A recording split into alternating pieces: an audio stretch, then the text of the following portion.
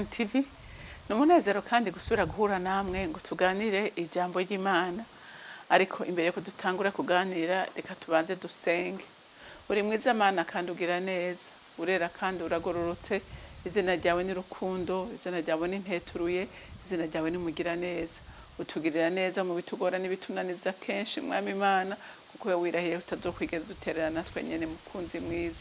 Wavuze mu byo muzocamwo byose nzobandi kumwe namwe, ndabegereye cyane gusumba uko imwambaro y'impuzu mwambaye ibegereye. None mukunzi mwiza, shimwa ko n'uburi kumwe natwe kandi ukomeza kutwiyereka no muri ino jambo. Urakoze, icubahiro kibi cawe mu izina rya Kristo Yesu senze nizeye kuvyumvise. Amen, amen. Ijambo rero Imana impaye kuganira namwe ni ijambo rivuga ngo hari ibintu bibiri bituma Imana yihuta gukora. Haleluya.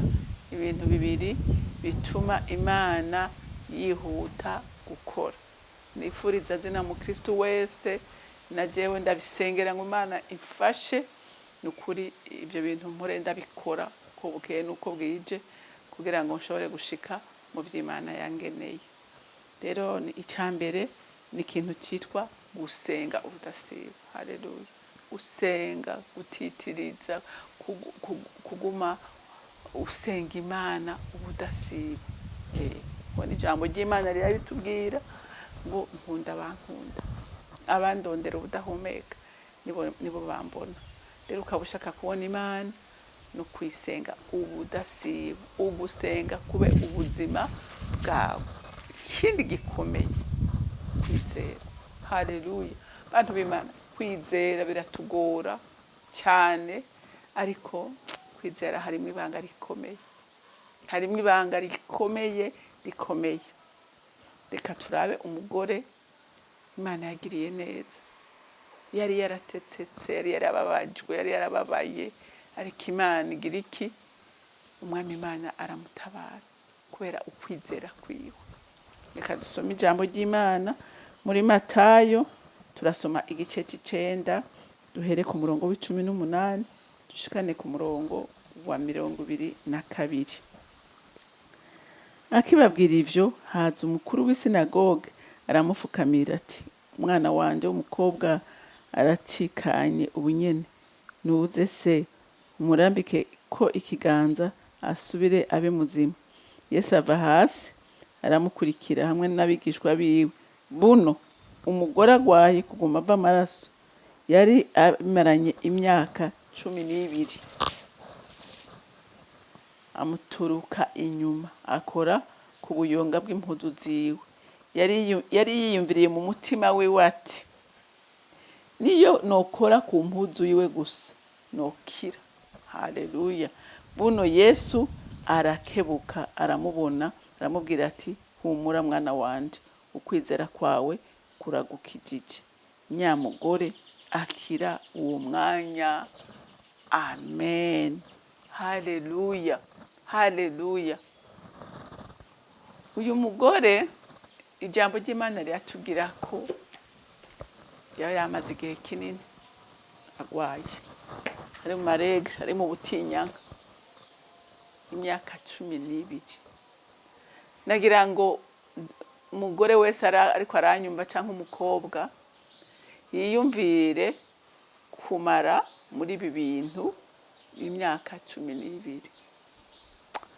Niyigize iminsi nk'ingahe irenga kuyo wahora ugira, urazi ko kenshi ari iminsi 3 honyene ukamara 7. Uba watanguye kwidoga, watanguye gushishwa, watanguye kubabara, urumva nyene ntaba ari wewe. Iyumvire rero uyu mudamu ngaho ukwezi, ngaho umwaka, ngaho 2, ngaho 6, ngaho 12. Nimwigerageze mwiyumvire ingene yarasa, mwiyumvire ingene yaramerewe, mwiyumvire amarushwa yararimo. Kandi iki gihe cyo cyari igihe kigoye, kuko uwaba ari muri bibihe ngo ntiyegera mu bantu, kuko bavuga ngo wagize iki, ngo arahumanye. Ibaze kuba ugwaye ingwara itakwemerera kuja mu bantu, ngo aragenda arivuza kwa muganga, arava mu kwa muganga araja ngo mu itikama ngo kubavuzi iwabo ngo ubutunzi bwiwe bugira iki buramuherako, amagara yiwe aramuherako, ariko umunsi umwe, haleluya haleluya, ariko ngo umunsi umwe yumva amakuru y'umwami, yumva amakuru ya Yesu, yumva ibyo ariko arakora, ko ariko arahumura impumyi, ko ariko aramugurura ibimuga, ko ariko arazura n'abapfuye, ngo aravuga ati mwami ubu nanje ndiyemeje. Ngira yarasenze ati ndagomba ko uyu munsi mwami Imana unyereka, ndagomba ko nkorera igitangaza, ndagomba ko iyi ngwara yanjye ishyirwa ku iherezo. Asenga Imana, haleluya haleluya, asenga Imana, aravuga ati uyu munsi ndagomba kubona Imana, ndagomba kubona igitangaza canje. Nawe muntu w'Imana agira ndakubwire ngo senga Imana kandi na determination. Amen. Uri determine, wiyemeze. Ntiyarangirije kwiyemeza gusa, arenemeza n'umutima wiwe, aravuga ati jewe ndahumanye ego, simbwirizwa kuja mu bantu ego, ariko kimwe uyu mwami ndamukorako, ndinyegeza, ndagwana, ndanyegetera mu bantu mpaka ndamukozeko. Ati kandi ndumva mu mutima wanje ninamukorako sintaho uko naje. Haleluya. Ati ninakora ku mpuzu iwe gusa ndizera igitangaza canje. Uko murumva kukwizera.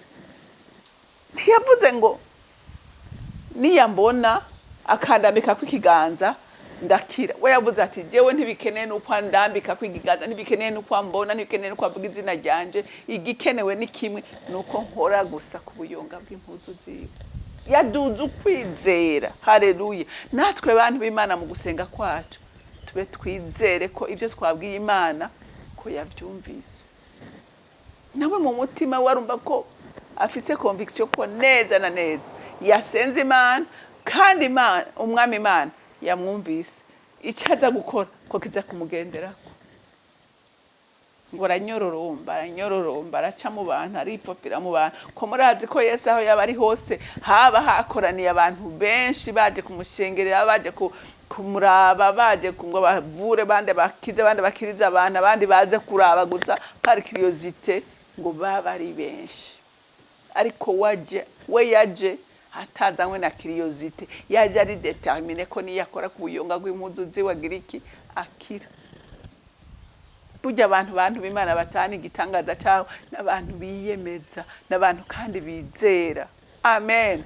Ngo aragenda ngo akora ku buyonga bw'impuzu ziwe. Yesu sinzi ahandi bavuga, sinzi ko ari muri Luka. Muri Luka aho Yesu ngo yaravuze ati hari umuntu ankozeko. Hari umuntu ankozeko. Abigishwa bati uyu mugabo nawe aratugoye.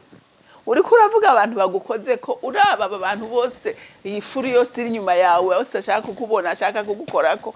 Ati uravuga ngo hari umuntu agukoze ko. Yesu aravuga ati hari abariko barangunda, ariko hari n'uwunkozeko. Haleluya. Hari uwunkozeko, abandi bariko baramvyiga, bariko baransuguma, bariko atariko hariho uwunkozeko. Wa mugore aravuga ati karabaye, reka sinirigwe ndimaramaza mu bantu, reka niyemeze nimvuge ko ari jewe, ntahava ngundura n'ubwoba tirigenda gukozeko. Ngira yagira tangure no kwisigura mubwira amakuru. Yesu aramubwira ati humura mwana wanje, ati ukwizera kwawe, haleluya, ukwizera kwawe niko kugukijije. Kuko ngo umugende w'amaraso waciye uhagararira ngaho. Murumva abantu b'Imana, abantu bakira igitangaza c'Imana, n'abantu biyemeza, n'abantu bizera, n'abantu batitiriza, n'abantu badatinya. Haleluya. Uyu mugore yari gutinya akavuga ati jewe aho nzira muri bajya abantu bakambona nta kindi kindindiriye n'amabuye, kuko yategwa amabuye.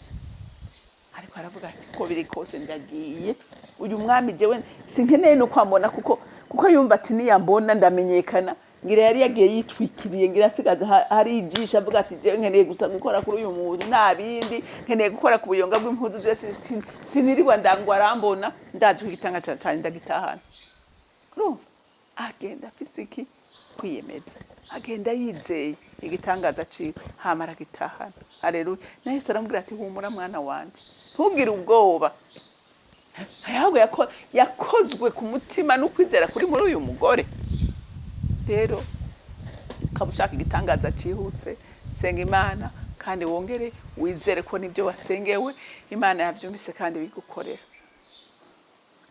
kwizera kuratugora ariko Imana igufashe unabisengere nanye nabisengere kugira ngo Imana idukomeze twizere tureke gukekeranya kuko gukekeranya kuva ku mugwanizi haleluya ugukekeranya kuba hehe kiva ku mwasi satani ariko abana b'Imana dukwiye kwizera ko ibyo twabwiye Imana